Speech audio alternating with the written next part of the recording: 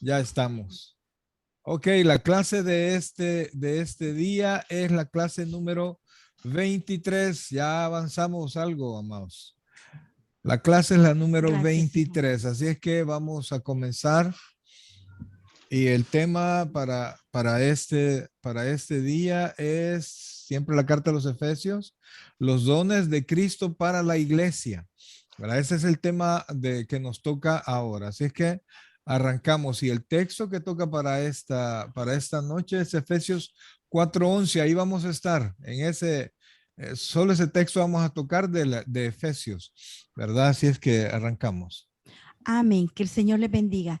Efesios 4:11 nos dice, y él mismo constituyó a unos apóstoles, a otros profetas, a otros evangelistas, a otros pastores y maestros. Amén. Que el Señor añada bendición a su palabra. Recuerden que Amén. estuvimos hablando de que en los versículos anteriores que el Señor, eh, vimos que Dios dio, que el Señor Jesucristo después en su resurrección dio en el momento que ascendió al cielo, dio dones a los hombres, ¿verdad? Y vimos la autoridad que él tenía para poderlos dar. Y ahora vamos a ver los dones, pero los dones nosotros los encontramos que son para cada creyente según su fe, ¿verdad? De manera individual, pero estos que vamos a ver ahora no son de manera individual, sino que son a personas especiales dentro de la iglesia para ayudar que la iglesia en general avance, ¿verdad? Aquí están mencionados y ahora funcionan como ministerio, ya no solamente como persona, sino que como ministerio. Y dice, los primeros son apóstoles, profetas, evangelistas, pastores y maestros, ¿verdad? Son 5.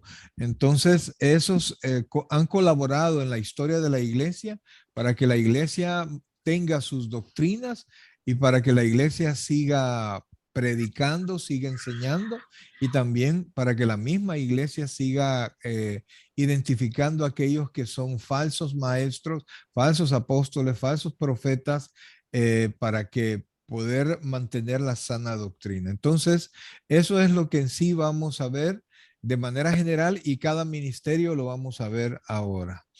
Amén. El Señor Jesucristo concede a la iglesia no solo dones individuales, sino dones al cuerpo como un todo. Él da a cada creyente dones especiales de capacitación divina y a la iglesia en general da hombres dotados de manera especial como líderes.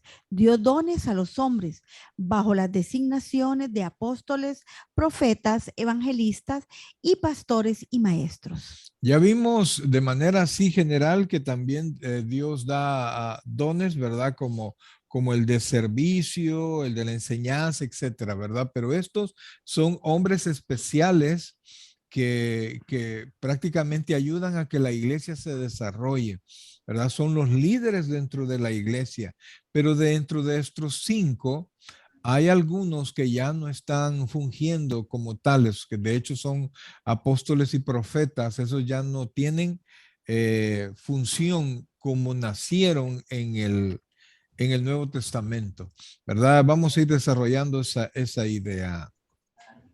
Y en Primera de Corintios 12:28, Pablo dice, y a unos puso Dios en la iglesia, y a unos puso Dios en la iglesia, primeramente apóstoles, luego profetas, lo tercero maestros. Esa declaración no solo muestra el llamamiento divino, sino también el orden cronológico de importancia. Primeramente, como lo expresa, luego y lo tercero. O sea, aquí prácticamente Pablo habla de 3 ministerios, ¿verdad? Que se desarrollaron.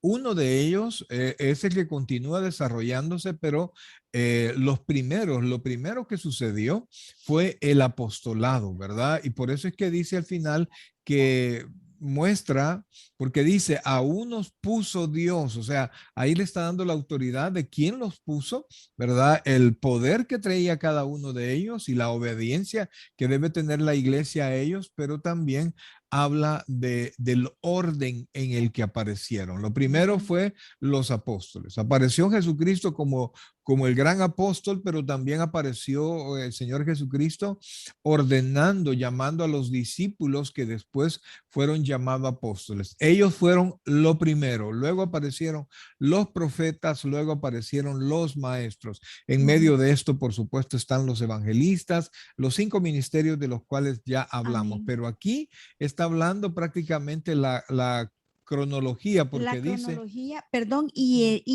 la función para, y el tiempo, el orden cronológico nos establece para la función que fueron establecidos cada uno de los cargos que se dieron. correcto, estamos hablando en la era de la iglesia, ¿verdad? No estamos hablando por el momento del Antiguo Testamento, algo vamos a hablar de eso, pero lo que nos estamos enfocando es en la iglesia. Por eso es que dice primeramente apóstoles, porque si nos vamos al Antiguo Testamento, pues lo primero fueron los profetas, ¿verdad? Pero aquí para la iglesia lo primero son los apóstoles, luego aparecieron profetas. Estos dos primeros prácticamente son los que establecieron las doctrinas que ahora tenemos. Amén. A los dos primeros tipos de hombres dotados, apóstoles y profetas, le fueron asignadas 3 responsabilidades básicas. La número 1 es colocar los cimientos de la iglesia. Y Efesios 2:19 nos dice y 20, así que ya no sois extranjeros ni advenedizos, sino conciudadanos de los santos y miembros de la misma familia de Dios, edificados sobre el fundamento de los apóstoles y profetas, siendo la principal piedra del ángulo Jesucristo mismo, nos aclara. Correcto. Entonces aquí vemos que prácticamente los apóstoles y los profetas establecieron el cimiento de la iglesia. Entonces, el cimiento se pone al principio, ¿verdad? Nunca lo vamos a poner al final. Entonces, si ellos aparecieron para establecer el cimiento de la iglesia, ya no tendría razón de ser de que ellos estén funcionando, pero vamos a ver más razones adelante. Amén. Y principalmente porque el canon, el Nuevo Testamento fue cerrado ya. Entonces, no, la palabra no puede ser cambiada, por tanto, no hay razón de ser de que actualmente exista un profeta. Correcto, pero sigamos. La segunda, hablamos de que a los dos primeros tipos, ¿verdad? Dotados, apóstoles y profetas, le fueron asignadas 3 responsabilidades básicas. La primera, colocar los cimientos de la iglesia, ¿verdad? La segunda. La número 2 es recibir y declarar la revelación de la palabra de Dios. Y Efesios 3:5 nos dice, misterio que en otras generaciones no se dio a conocer a los hijos de los hombres, como ahora es revelado a sus santos apóstoles y profetas por el Espíritu. Entonces ahí vemos que pusieron el cimiento de la iglesia, pero también ellos fueron apóstoles y profetas, fueron los encargados de recibir la revelación del Señor a través del Espíritu Santo y trasladarla. Recuerde que hablamos la otra vez de lo que es la revelación, ¿verdad? Algo que estaba oculto sale a la luz y luego lo que es la iluminación, ¿verdad? Entonces vemos nosotros las actividades del Espíritu Santo para que la palabra nos llegue a nosotros, la revelación, la inspiración y la iluminación, ¿verdad? La revelación es cuando Dios da a conocer al profeta, al hombre de Dios que le escogió, le da a conocer, le revela, luego lo inspira para que él pueda escribir lo que Dios le dio sin perder el sentido de lo que él le dio. Y al final, ellos y nosotros recibimos iluminación, que eso es lo que nos ayuda a comprender la palabra del Señor. Y esto es tan importante porque sin la iluminación la gente no entiende la Biblia y se ríe y pues piensa muchas cosas, pero no logra comprender la Biblia. Entonces, la segunda misión fue recibir y declarar la revelación de la palabra de Dios. Y la tercera, dar confirmación de esa palabra mediante señales, prodigios y milagros. Y segunda de Corintios 12:12 nos dice así: Con todo. con todo, las señales de apóstoles han sido hechas entre vosotros en toda paciencia, por señales, prodigios y milagros. Entonces, vean que ellos, como dijimos al principio, pusieron los cimientos de la iglesia, recibieron la revelación de Dios y se la hicieron saber a la iglesia. Y tercero, Dios confirmó su ministerio y confirmó sus palabras a través de los milagros que ellos hacían. El Señor Jesucristo les dijo a los fariseos y al pueblo que le escuchaba: si no creen a mis palabras, crean mis obras, o sea, las señales que le hacía, porque las señales servían para testificar el llamado divino que tenía el hombre de Dios, ¿verdad? Llámese profeta, llámese apóstol. Por eso es que ellos en un tiempo de la historia de la iglesia, ellos hicieron milagros increíbles, ¿verdad? Cada vez que Dios iba a traer una revelación,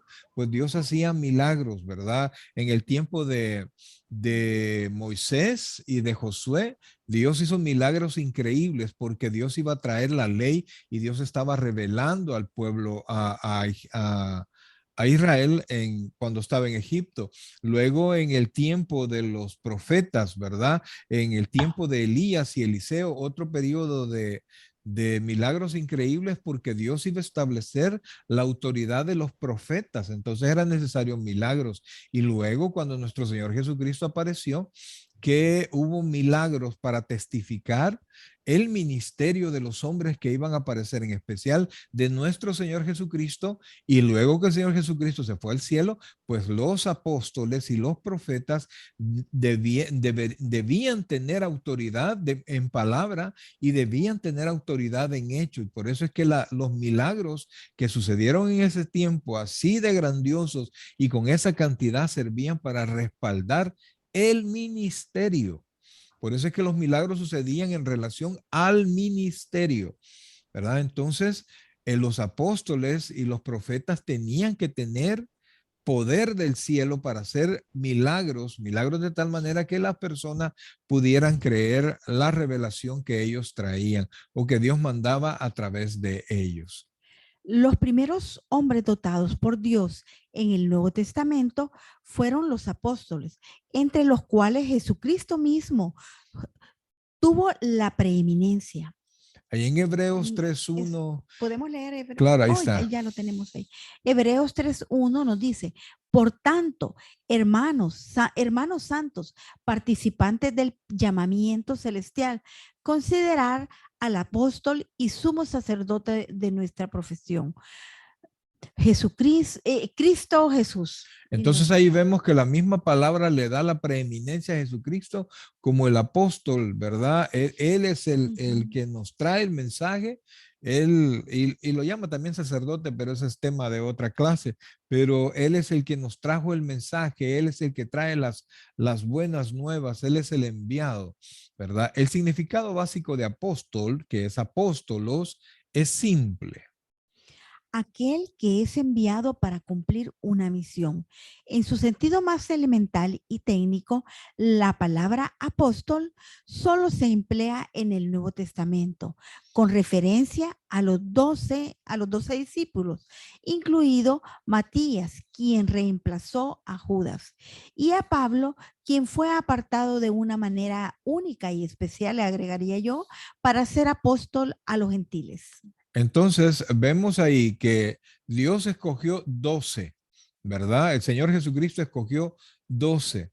Luego, al morir Judas, pues se incluyó a Matías. Ya conocen ustedes la historia, eso está en Hechos 1:26. Y además de ellos, apareció el apóstol Pablo, a quien el Señor Jesucristo escogió. Entonces, pero como Pablo no anduvo caminando en el tiempo de Jesucristo con Jesucristo, pues muchos dudaban del apostolado de Pablo, pero realmente fue por quien Dios nos ha dado mayores revelaciones. Amén. Las cualidades requeridas para ese apostolado eran el haber sido seleccionado directamente por Cristo y haber sido testigos oculares del Cristo resucitado. Fíjense que allí se cierra la oportunidad de que alguien pueda llamarse ahora apóstol, ¿verdad? Es imposible que alguien con la autoridad de aquellos 12 pueda ahora aparecer y decir, yo soy apóstol de Jesucristo. ¿Por qué? Porque tuvo que haber sido primero seleccionado por Cristo.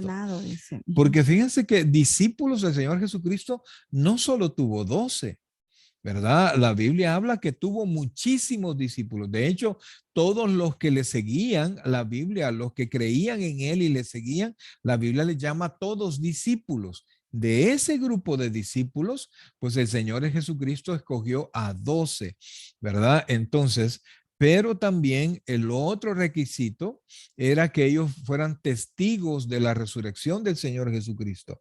Entonces, Pablo fue el último en cumplir esos requisitos. ¿Y cómo los cumplió?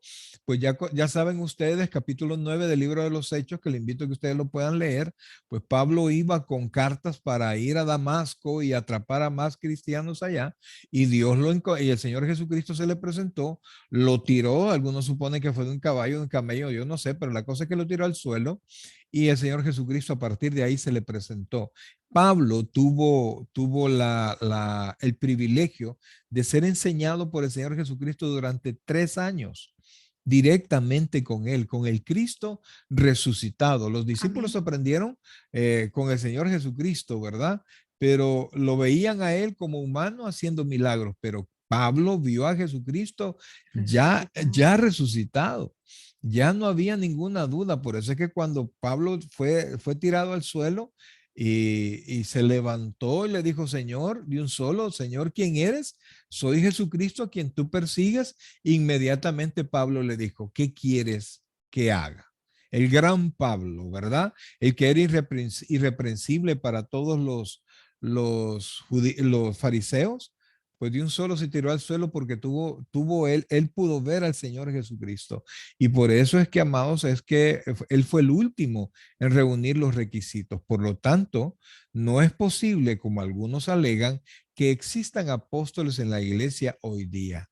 Al ser completado el Nuevo Testamento, o esto es sumamente importante, y lo mencionaba la hermana Luisa hace un rato, el oficio de apóstol dejó de existir como tal, ¿verdad? Porque una de las funciones principales era traer el cimiento, las doctrinas, el cimiento de nuestra fe a la iglesia naciente. Entonces, una vez cerrado el canon, ¿verdad? Ya no había razón, ya no puede haber más revelación, porque ya el Señor cerró el canon de esa revelación. El término apóstol se emplea en un sentido más general para hacer alusión a otros hombres de la iglesia primitiva, tales como Bernabé, Silas y Timoteo, y otros contados como líderes sobresalientes. Oigan esto, aquí hay otra clase de apóstoles, porque de repente algunos de los que ahora se llaman apóstoles dicen que ellos son apóstoles de este estilo, ¿verdad? Estos eran apóstoles de la iglesia. Los 12 eran apóstoles de Jesucristo. De hecho, hay algunos que se llaman apóstoles, que ellos se llaman apóstoles de Jesucristo, se llaman ellos mismos, pero para eso tuvo que haber sido nombrado directamente por él. Amén. Los falsos apóstoles de quienes habla 2 Corintios 11:13, sin duda pretendieron adulterar esta clase de apostolado, porque la otra estaba limitada a 13 personas reconocidas por todos. O sea, un grupo cerrado. Era un grupo cerrado al cual había sido escogido por Jesucristo y también habían visto a Jesús resucitar. Así es, entonces los falsos apóstoles atacaban a este grupo de apóstoles. Los apóstoles verdaderos en el segundo grupo eran llamados mensajeros, apóstolos de las iglesias. Y según 2 Corintios 8:23, mientras que los 13 fueron apóstoles de Jesucristo. Vean totalmente diferente, ¿verdad? Porque Los primeros, que son los 13, recuerden que son 13 con Pablo, ¿verdad? Aquí quitamos a Judas y ponemos a Matías, por eso son 13. Entonces, ellos eran enviados de Jesucristo. Los otros apóstoles eran enviados por las iglesias, de iglesias en iglesias eran enviados cada uno de ellos. Estos apóstoles también tenían señales, también hacían milagros, también obraban milagros, pero en el transcurso del libro de los Hechos, algún día pueda leerlo y a partir de más o menos del capítulo 14, capítulo 16, los milagros comienzan a decrecer, comienzan a disminuir, porque ya no habían más revelaciones. Había una historia con el Espíritu Santo increíble, pero ya no eran como ellos haciendo los milagros, sino que los hacía de manera providencial el Señor. Los apóstoles en ambos grupos eran autenticados por señales y prodigios y milagros. Leamos 2 Corintios 12, por favor.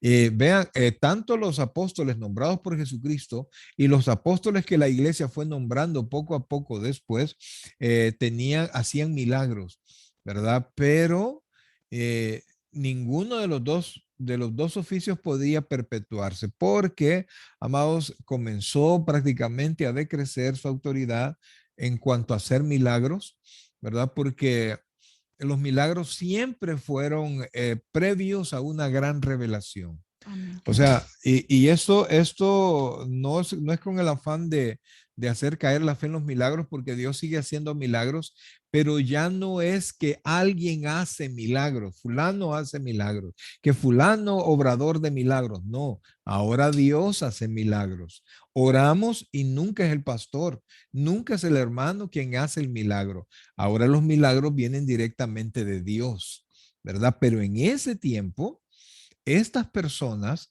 Dios les había dado la autoridad de hacer ellos milagros. Y los milagros que ellos decían, milagros que sucedían, la gente con quien oraban, gente que sanaba. No habían dobles oraciones, sino que una oración, sanidad inmediata. Amén. Y nos dice así: con todo, las señales de apóstol han sido hechas entre vosotros en toda paciencia, por señales, prodigios y milagros. Señales del apóstol, del ministerio de los apóstoles. Eso ya no existe, ya no existe más. Y la última vez, a la última vez que la Biblia se dirige, se les llama a ellos apóstoles, aparece en Hechos 16:4. Allí paró de usarse en cuestión de ministerio. Entonces, de oficio, mejor dicho. Entonces, 16:4. Dice, Y al pasar por todas las ciudades, le entregaban las ordenanzas que habían acordado los apóstoles y los ancianos que estaban en Jerusalén para que las guardasen. ahí podemos ver dos cosas. Primero, ellos establecen las órdenes de la iglesia, las doctrinas de la iglesia. Entonces dice que ellos entregaban las ordenanzas, ¿verdad? Para que la iglesia las cumpliera. Pero de ahí para allá, usted ya no encuentra que se refiere a ellos como tal. Entonces, por eso es que ahora no solo ponemos en duda, sino que sabemos que aunque cualquier ahora se quieran llamar de otra manera de pastor, porque parece que el título de pastor ya no es suficiente, ¿verdad? Hay iglesias que ya no solo tienen apóstoles, sino que tienen patriarcas, porque necesitan algo mayor, algo más grande. Pero la Biblia no respalda sus ministerios, ¿verdad? Para eso ellos tendrían que haber sido nombrados por Jesucristo, hacer milagros, pero hacer milagros, y podrían ellos, al hacer eso, podrían ellos pues traer nuevas revelaciones, y eso, amados hermanos, ya no sucede. No se deje engañar por palabra nueva. No hay palabra nueva. Nuestras palabras, las últimas palabras se dijeron allá hace 2000 años, ¿verdad? Eso pasó hace muchísimo tiempo, y ahora tenemos la guía del Espíritu Santo, pero ya no algo diferente de lo que aparece en la palabra del Señor. Amén. Los profetas hablaban en algunas ocasiones con revelación directa de Dios y a veces solo hacían una exposición explicativa de revelación ya dada, como está implícito en Hechos 13:1, donde se representa en conexión con maestros. Siempre hablaban en nombre de Dios, pero no siempre daban un nuevo mensaje revelado de parte de Dios. O sea que estos ministerios sirven, amados, no solamente para establecer las reglas, sino que para explicar las revelaciones que Dios da a su iglesia.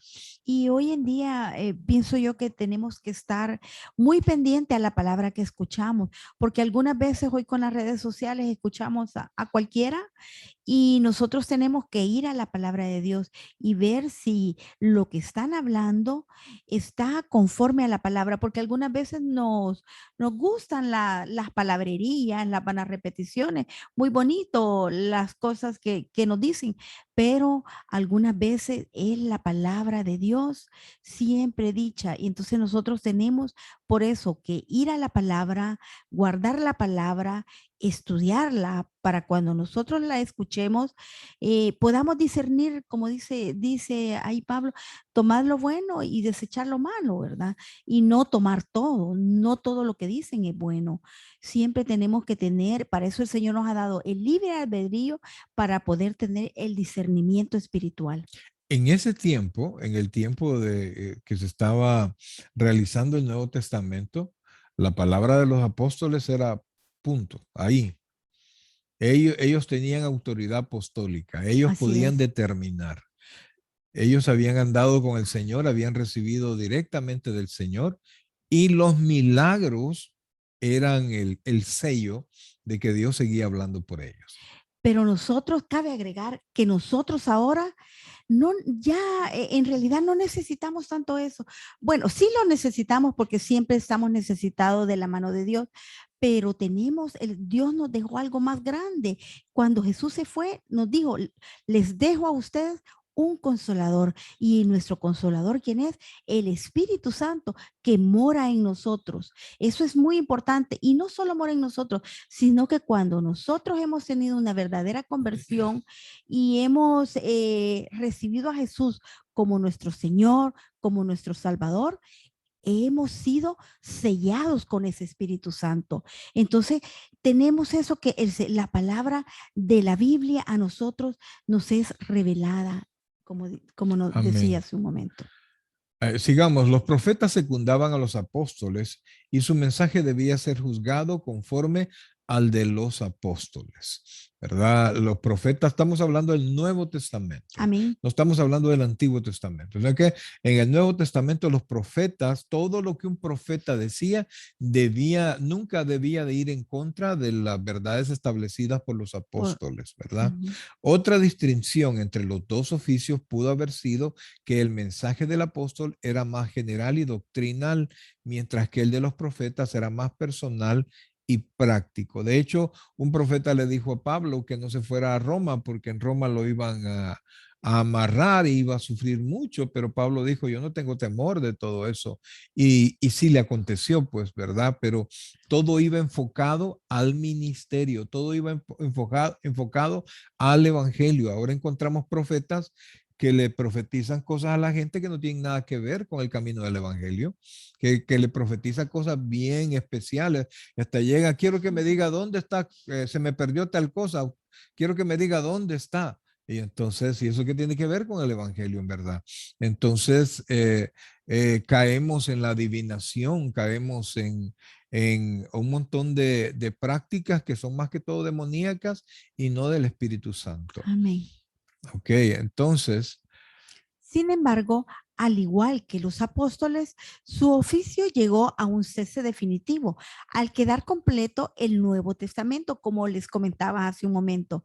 Así como los profetas del Antiguo Testamento desaparecieron con la culminación de este testamento unos 400 años antes de Cristo. fíjense que entre Malaquías, Ujú. ¿verdad? Entre el Antiguo Testamento, entre Malaquías, sí. Entre Malaquías y Mateo pasaron 400 años que los mismos, ¿cómo se llama? Los mismos maestros de Israel le llaman la era del silencio. Dios no habló, pero es que ellos estaban esperando que siguiera hablando cuando Dios ya había dado toda la revelación para ese tiempo. Ujú. Entonces, lo que iba a venir después de la venida del Mesías. Entonces, pero como ya la revelación para antes de Jesucristo ya había sido completa, entonces pararon los milagros, paró la palabra, ¿verdad? Porque los milagros y el tiempo de milagros es cuando viene tiempo de revelación. Ujú. Entonces, por eso es que en el Antiguo Testamento cesaron los profetas y hubo silencio y no hubo milagros por 400 años. La iglesia fue establecida y edificada.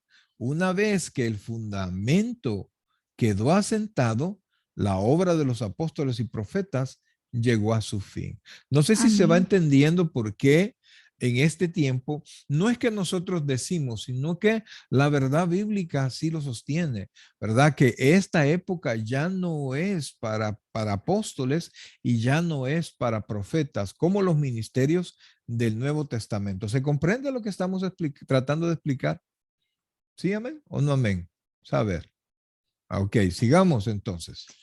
No se menciona que los últimos dos oficios reemplacen a los primeros dos, porque en tiempos del Nuevo Testamento, todos Operaban juntos, ¿verdad? operaban juntos, ¿sí? No obstante, el hecho es que en su servicio continuado a la iglesia, los evangelistas y pastores sí tomaron la batuta de la generación de los apóstoles y de los profetas. O sea que hoy tenemos en día, es cierto, ya no tenemos apóstoles y profetas como lo vimos anteriormente, porque ya las escrituras han sido cerradas, ya han sido dadas, han sido reveladas y ya se cerró el canon y por la infinita misericordia del Señor, ya tenemos su palabra viva, que es la Biblia, que son los estatutos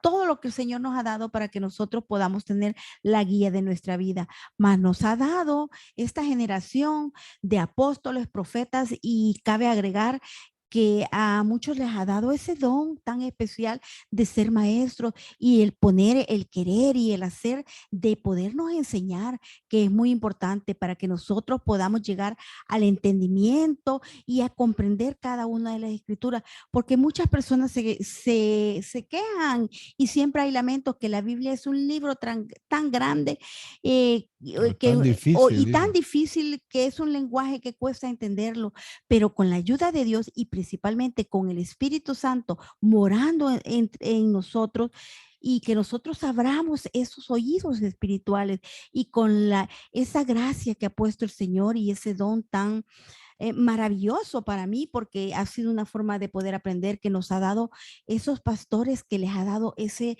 doble unción, ese don de ser maestros, y no solo de ser maestros y guardarse esa enseñanza para sí, sino poderla compartir con los demás. Y nosotros tenemos que emular eso y ser misericordiosos y enseñarle a otros también lo poco que nosotros aprendemos, lo que el Señor nos enseña, que sea el Espíritu Santo obrando en nosotros para poder hacer más discípulos, que es uno de los mandatos que Dios nos ha dado. Entonces, los apóstoles y los profetas, al establecer las bases, al recibir la revelación del Señor, lo único que queda es enseñarla a los ya cristianos y anunciarla a los no cristianos. Y esa labor es la que cumplen los Los evangelistas evangelistas. y los pastores. Ya no hay más revelación, se los digo así de manera tajante, ya no hay más revelación. Si de repente pudiésemos confirmar que hay nueva revelación, entonces la Biblia dejaría de tener autoridad Sí, así es. porque estaría incompleta. Entonces, ahora los ministerios que están funcionando son los evangelistas, pastores, y por eso es que vamos a ver un poquito más adelante que ¿cómo se llama? El llamado de maestro casi siempre está unido al pastorado, porque es necesario que un pastor sepa también enseñar. Ok, dígame, hermana Kenny. En Primera de Corintios capítulo 12 habla también acerca de esto que estamos hablando, pero aquí si leemos todo el capítulo pareciera ser como que si se refiere al cuerpo de Cristo, pero que está la profecía y las lenguas como vigentes en el actual cuerpo de Cristo. ¿Cómo podríamos Ahora, saber espérame, interpretarlo? ahorita estamos viendo los dones como ministerios, ¿verdad? Como mis- Estamos viendo los cinco primeros dones que Dios le da a la iglesia, porque el don de lenguas y todo eso lo vamos a tocar, pero un poquito más adelante. Pero aquí estamos viendo los cinco principales dones o liderazgos que Dios dio a la iglesia para que la iglesia se estableciera, ¿verdad? Entonces aquí estamos hablando de los profetas, estamos hablando de de los los apóstoles, apóstoles, que son los profetas. primeros, los profetas, los evangelistas, los pastores y los maestros, ¿verdad? Entonces, más adelante vamos a ver, porque vamos a tocar también todos esos dones y por qué creemos que unos están funcionando, unos están vigentes y otros han parado de suceder de manera bíblica. ¿Verdad? Nosotros nos respaldamos a la Biblia más que a la experiencia, ¿verdad? Porque la experiencia es demasiado subjetiva. Es demasiado subjetiva y demasiado emocional. Vamos a entrar más adelante a ver los dones, los demás dones individuales. Porque fueron dados también en el proceso del Nuevo Testamento, tiene su tiempo, Ajá. tiene su tiempo, Y recuerde en su que tiempo. estos fueron los que el Señor entregó en el momento de su resurrección. Ujú. ¿Verdad? Esos son los que estamos viendo ahora. Así es que esperémonos un par de clases y vamos a llegar a los dones y vamos a empezar a verlos y les prometo por qué, y les vamos a explicar por qué, y se los adelanto, pues por qué de manera tajante nosotros no creemos que el don de lenguas, para comenzar, esté vigente de una manera bíblica. El don de profecía, como al estilo de los profetas, ya no está vigente ahora. Pero ahorita nos vamos a quedar con esto, ¿verdad? Porque si no, no Nos vamos a, salimos no de la salimos, clase. correcto, ¿verdad? Y no lo alcanzamos a terminar. Así que vamos a dejar pendiente para próxima clase esa respuesta Desde su inicio, en el en el Pentecostés. Pentecostés, la iglesia ha sido deudora de los apóstoles por medio por medio de quienes Cristo estableció doctrina plena del Nuevo Testamento. Aquellos hombres con llamado y capacitación espiritual únicos consignaron la revelación definitiva de Dios tal como les fue revelada. Así es. Los profetas, aunque por lo general no recibían revelación directa de Dios, de todas maneras fueron instrumentos esenciales en la edificación y fortalecimiento de la iglesia primitiva. Tanto los apóstoles como los profetas han salido de la escena, pero el fundamento que asentaron es el mismo sobre el que se ha construido toda la iglesia de Cristo. O sea, su labor, su trabajo, sus revelaciones, sus explicaciones nos quedan a nosotros clarísimas, nos queda, o sea, clarísima que tienen toda la autoridad del Señor. De hecho, nosotros vemos que los evangelios es el anuncio, ¿verdad? De hecho, son las buenas nuevas. El libro de los Hechos fue el boom, fue prácticamente la publicación del evangelio, ¿verdad? Y por eso es que vemos cosas situaciones en el libro de los Hechos que ya no se perciben en las cartas, porque las cartas lo que son las explicaciones del evangelio, ¿verdad? Es como aparece una ley y casi siempre la ley tiene un reglamento. Entonces, por decirlo así, estamos tratando de hacer una comparación.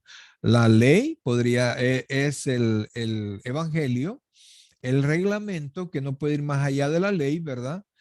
Son las cartas que nos vienen a explicar cómo funciona cómo debe funcionar y cómo debe desarrollarse el evangelio, ¿verdad? Entonces, estos profetas estaban sujetos a los apóstoles, ¿verdad? Y ellos y los profetas no podían ir más allá de lo que los apóstoles decían.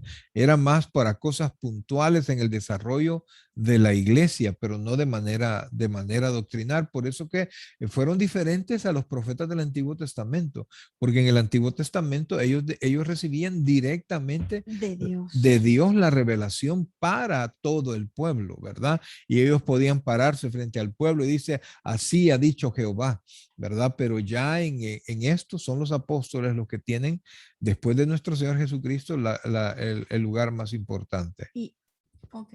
Dime. No, esa era la parte que íbamos, te adelantaste. Ok, ahora vamos al tercero de estos, ¿verdad? Vimos los apóstoles, que son los primeros, los profetas, los segundos, y los terceros son los evangelistas. Los evangelistas y los pastores y maestros ocupan ahora su lugar en el plan de Dios para el avance de su reino. Los evangelistas son hombres que proclaman buenas nuevas. El término específico evangelista solo se emplea en el texto de Efesios, también en Hechos 21:8, donde Felipe es llamado un evangelista. Y también Pablo en 2 de Timoteo 4:5 llama a Timoteo a hacer la obra de evangelista.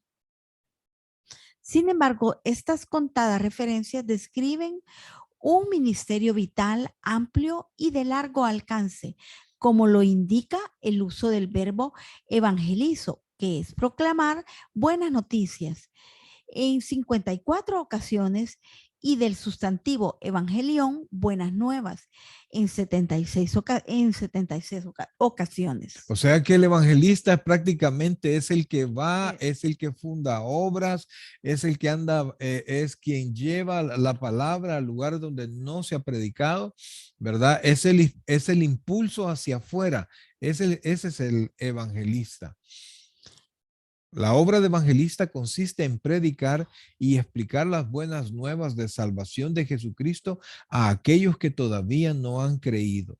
Es alguien que proclama la salvación por gracia mediante la fe en el Hijo de Dios. Por eso esta labor, ¿verdad? De evangelista tiene que haber un poco en el corazón de todos los de creyentes, todos, ¿verdad? nos compete a todos porque el Señor no es una de las cosas que nos manda, que nos dice ir por todo el mundo y nos dice primero bautizarnos y luego hacer discípulos por todo el Fíjense mundo. que Timoteo era prácticamente el hombre que Pablo estaba preparando porque Pablo sabía que ya estaba cerca su partida. De hecho, se lo dice en una ocasión, yo ya estoy puesto a ser sacrificado. Estaba anunciando que Pablo ya iba a morir. Entonces, en el tiempo que Pablo estaba encerrado y él sabía que en poco tiempo lo iban a sacrificar. Timoteo se estaba rajando, ¿verdad? Y ustedes ven en la segunda carta a Timoteo, Pablo le dice que sea valiente, pues que se esfuerce y que no deje, que no se avergüence del evangelio, que no se avergüence de Jesucristo y que no se avergüence de él. Y yo sé, y le decía a Pablo, yo sé que tienes una fe que estuvo primero en tu abuela y que en tu madre, y sé que está también en ti. O sea, Pablo lo estaba animando a hacer obra de evangelista porque Timoteo era mucho más joven que Pablo y estaba enfrentando a toda una iglesia que estaba siendo movida por falsos maestros. Entonces Timoteo se estaba rajando. Y vemos ¿cómo se llama? En las cartas que Pablo continúa motivándolo a que no se aparte, a que no lo deje, que no deje el evangelio. Pero lo bonito es que en el libro de los Hechos aparece Timoteo como preso. O sea que Timoteo no se rajó. Timoteo siguió predicando, Timoteo siguió haciendo la obra y siguió desarrollando. Pues la obra de evangelista requiere mucho esfuerzo, requiere mucho valor, requiere tiempo aparte, requiere, por ejemplo, Pablo hacía evangelismo, el Señor Jesucristo hacía evangelismo, pero todo eso se necesita sufragarse los gastos. Y no es, como es para afuera, ¿verdad? No funciona con los gastos normales administrativos de una iglesia, sino que es una cuenta aparte, o sea, es dinero aparte para ir y como debe ser una iglesia que no puede ser solo para adentro, sino que tenemos que ir hacia afuera. Y esa es la labor del evangelista y esa es la labor del evangelismo y de esto todos tenemos que tener en parte. En parte, amén. Felipe demuestra que el evangelista no es un hombre con 5 sermones, 10 vestidos y 20 corbatas, que sostiene giras programadas con espectáculos públicos. Los evangelistas del Nuevo Testamento eran misioneros y plantadores de iglesia, como los apóstoles, pero sin el título y los dones de milagros. Imagínese que aquel que iba a ir a darse con todo, le quitaron la autoridad de hacer milagros. ¿Por qué? Porque la palabra ya estaba completa. Y la autoridad de todos los que le servimos al Señor es su palabra. Eso debe ser suficiente. Amén. Y es muy bonito. Nosotros tuvimos, bueno, antes de ir a la obra, anduvimos que nos invitaban como evangelistas y llega uno, planta la palabra y qué bonito que posteriormente siempre hay una persona que se acuerda que ese día recibió al Señor y quiere compartir o dar testimonio de los frutos que está dando en el momento o que dio posteriormente. De hecho, así comenzamos en Cara Sucia, así comenzamos aquí. Allá en Cara Sucia nos mandaron como misioneros, ¿verdad? Y se supone que solo íbamos a estar uno o 2 años y luego íbamos a entregarle la obra a otro y de ahí para otro lugar, ¿verdad? Pero quizás un corazón así de evangelista que trabaja 1 año, 1 o 2 años y luego entrega la obra, quizás ese corazón, ese llamado quizás todavía no lo tenemos, ¿verdad? Y no creo que lo vayamos a tener porque el llamado nos encariñamos y sí nos cuesta mucho, nos duele mucho entregar la obra, ¿verdad? Y la obra es del Señor. Entonces sigo leyendo. Los evangelistas del Nuevo Testamento eran misioneros plantadores de iglesia como los apóstoles, pero sin el título y los dones de los milagros, quienes iban a los lugares donde Cristo no había sido nombrado y dirigían a las personas a depositar su fe en el Salvador. Luego enseñaban la palabra a los nuevos creyentes para edificarles y proseguían su camino hacia territorios nuevos. Yo he conocido personas así que no tienen ningún problema, se esfuerzan un rato y luego siguen para otro lugar. ¿Verdad? No son aquellos que andan de iglesia en iglesia, no se confundan eso. Algunos toman eso, todo esto como pretexto para andar de una iglesia en otra.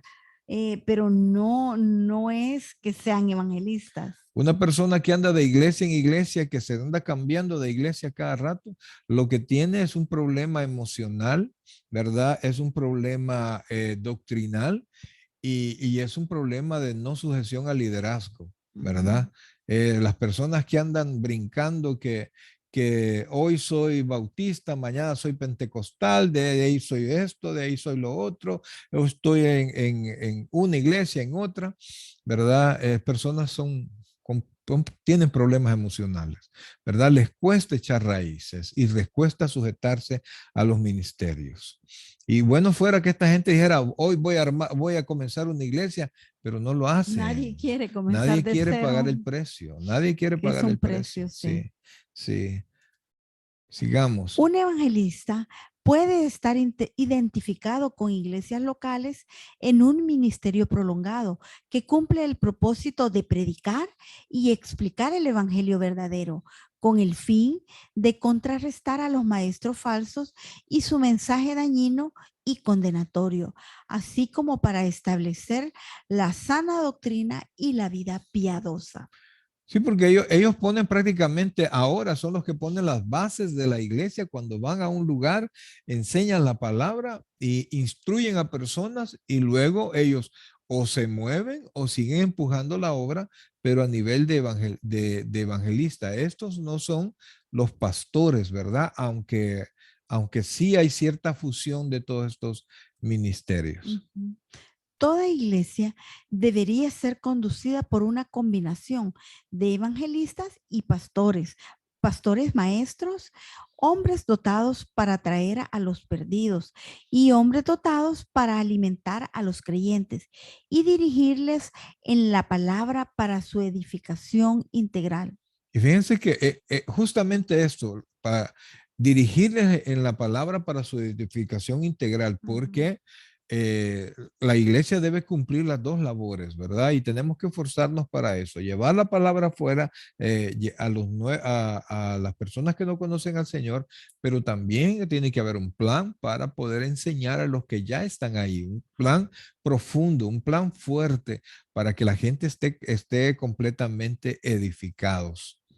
Ahora al último, que prácticamente lo unimos. De hecho, la I siempre es copulativa, siempre une, ¿verdad? No es solamente el ministerio final, sino que el pastor debería de ser un Debería, maestro. esa es la palabra. Y vamos, pastores y maestros. Pastores es la traducción de poemi, cuyo significado normal es pastor de ovejas. Hace énfasis en el cuidado, la protección y el liderazgo del hombre de Dios hacia el rebaño. El término maestro, didascaloi, tiene que ver con la fusión primordial de los pastores.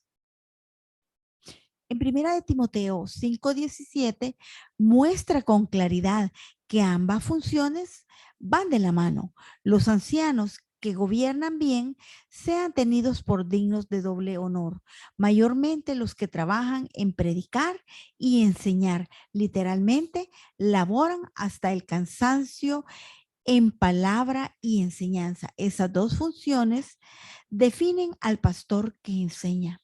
Amén. Poimen se emplea varias veces en el Nuevo Testamento, de 2 a 3 veces que aparece en las epístolas. Poimen se refiere a Cristo. O sea Es, que cada vez que aparece, de las 3 veces que aparecen las epístolas, poimen, de las 3, 2 se refiere al Señor a Jesucristo. Jesús. Es una expresión de bendición. Y el Dios de paz que resucitó de los muertos a nuestro Señor Jesucristo, el gran pastor, poimen, de las ovejas, por la sangre del pacto eterno, os haga actos en toda obra buena para que hagáis su voluntad. Amén. Y primera de Pedro 2:25 nos dice, porque vosotros erais como ovejas descarriadas, pero ahora habéis vuelto al pastor. Y vuelve a mencionar ahí la palabra poimen y obispo, episcopos, de vuestras almas. La palabra obispo o episcopos que aparece allí es un administrador, ¿verdad? Es una persona que la palabra implica así como aquel que está viendo desde lo alto, ¿verdad? Es como un supervisor, que usted sabe que por ahí anda el supervisor y que de alguna manera usted está trabajando y de alguna manera lo va a volver a ver si usted está haciendo su trabajo. Entonces, realmente los poimen y los episcopos, o sea, el pastor y el obispo prácticamente es una función que usualmente está en la misma persona o en el Fusionada. mismo tipo de personas. ¿Cuál es el papel de un pastor maestro? Es una pregunta para que nos la hagamos cada uno. Al llegar a su fin de la era apostólica, el oficio de pastor maestro surgió como el nivel más elevado del liderazgo en la iglesia local. Por eso tenía una gran medida de responsabilidad. Los ancianos estaban encargados del cuidado, la alimentación y la guía espiritual de la iglesia entera. No existía tribunal más elevado de apelación ni recurso más grande para conocer el corazón y la mente de Dios con respecto a los asuntos de la iglesia. ¿Cómo sucede con quienes presiden en la iglesia? Los ancianos pastorales no están sujetos a autoridades terrenales más importantes fuera de la asamblea local, pero su autoridad sobre la iglesia no debe ser por fuerza ni poder dictatorial, sino mediante la instrucción en los preceptos divinos y su Inculcación. inculcación mediante el ejemplo fiel. O sea que están llamados a no solamente enseñar, sino que a vivir, A vivir. a inculcar en las personas la manera como debe vivirse. Veamos Hebreos, por favor, Hebreos 13:7. Hebreos 13:7. Aquí estamos hablando de una persona que Dios le ha encargado no solamente la iglesia, sino que el cuidado en cuanto al aprendizaje, a enseñar, mejor dicho, y al desarrollo como cristiano de todas las ovejas. Acordaos de vuestros pastores que os hablaron la palabra de Dios. Considerad cuál haya sido el resultado de su conducta e imitad su fe. Amén. Entonces nos pone ahí en la primera fila, en la primera línea, ¿verdad? Como supervisores espirituales de la iglesia, los pastores maestros se encargan de determinar las políticas eclesiásticas, ejercer vigilancia y supervisor continua, ordenar a los otros al ministerio, presidir, enseñar y predicar, exhortar, refutar y actuar como pastores por medio del ejemplo que dan a todos para seguir.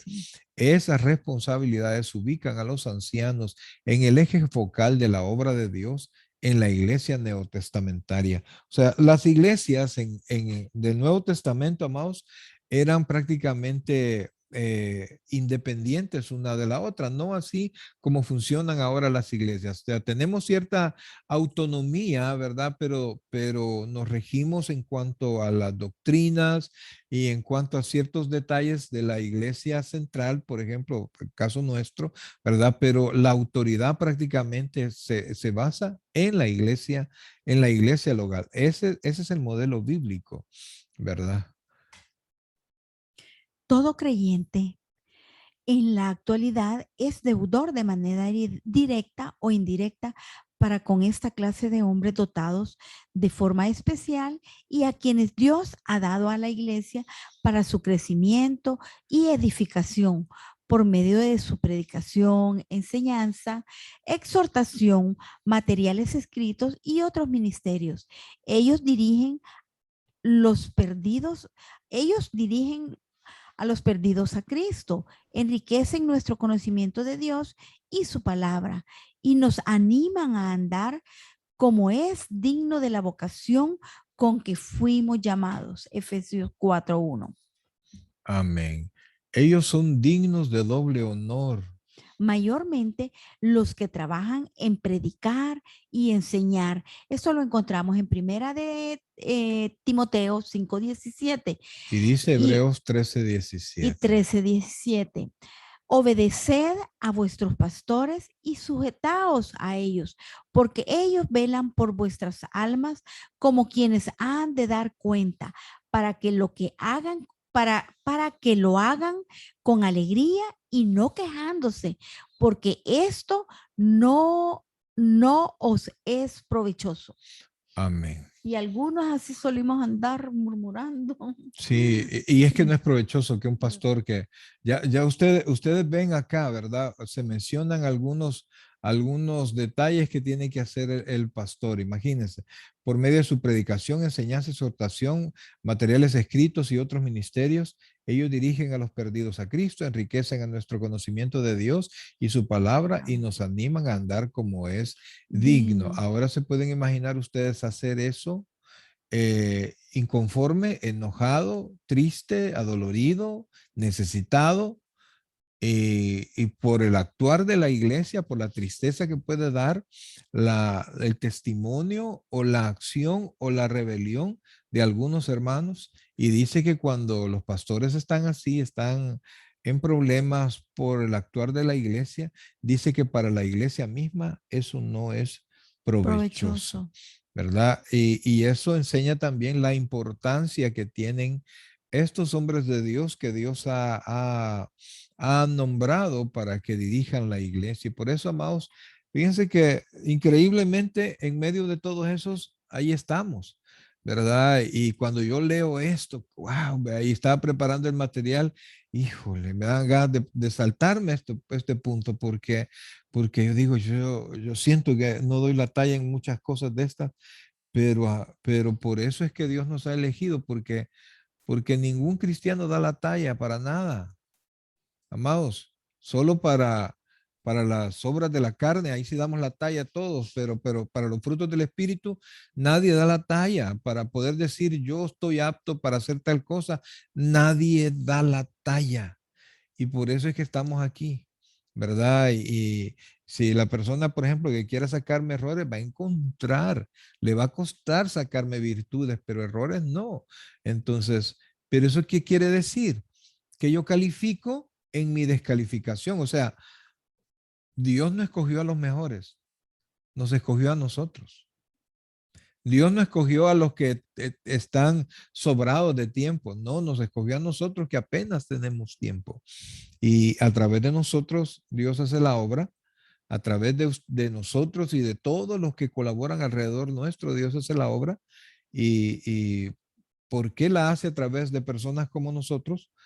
Porque para que la gloria sea de Dios y no de ningún pastor, de ningún servidor, de ningún líder, sino que solamente de Dios. Amén. Todos los dones que Cristo da a individuos y a la iglesia como un todo son dones que él mismo ejemplificó a la perfección. Si alguna vez existió un predicador por excelencia, fue Cristo mismo. Si alguna vez existió un maestro, regente, encausador, guía, administrador, siervo, ayudador o dador por excelencia, fue Cristo. Amén. Él es la ilustración suprema y el ejemplo perfecto de todos los dones, porque sus dones para nosotros son regalos que Él da de sí en su gracia sobrenatural. Así Amén. que si usted quiere ver un ejemplo que le bendiga de verdad, no agarre tanto el ejemplo del pastor, sino que el ejemplo de Cristo. Amén. Por eso nos dice la palabra, puesto la mirada en Jesús, el autor y consumador de la fe. Fin de la clase. Amén. Ahí estamos, amados hermanos. Yo le invito a que usted pueda volver a leer el texto, solo es un versículo, ¿verdad? Y pueda oír la clase de nuevo para que no me le den gato por liebre gente que dice que son y la Biblia dice que no son, ¿verdad? Y creer en la palabra ya está terminada, ya está cerrado el canon bíblico, la medida bíblica está completa, la revelación está completa y en la medida que nosotros apreciemos eso, pues más vamos a crecer. Le invitamos a que usted nos pueda orar por sus líderes, por favor. Usted no sabe por lo que podemos estar pasando, ¿verdad? Y trate, y le voy a dar un consejo. Si quiere, agárrelo. No hable de los pastores. No critique los pastores. Usted quiere criticarme a mí, pues soy su pastor. Y además soy su amigo, ay, critícame. Pero a otro pastor mejor no lo haga. No se meta en ese rollo. Porque al final ellos van a dar cuentas a Dios. Y como obreros de Dios, Dios los cuida. Y no vaya a ser que después Dios nos tome en cuenta las palabras que quizás sean verdad o sean mentira, pero cada pastor tiene quien lo juzgue, el pastor de pastores. Y créame que todos los errores que cometemos, al final o en su momento, Dios nos pasa la factura, como decía el pastor general. Ahí nos pasa la factura y todos sabemos por qué son las cosas. Así es que si les sirve eso, pues así, no juzgue a los pastores, déjelos. Pero es que está confirmado que anda con la fulana, ese no es su problema. Pero es que dicen que se roban las ofrendas, ese no es su problema, ¿verdad? Sino que su problema es serle fiel al Señor. Amén. Ok, amados hermanos, vamos a preguntas. Si no paramos ya la clase, ahí estamos.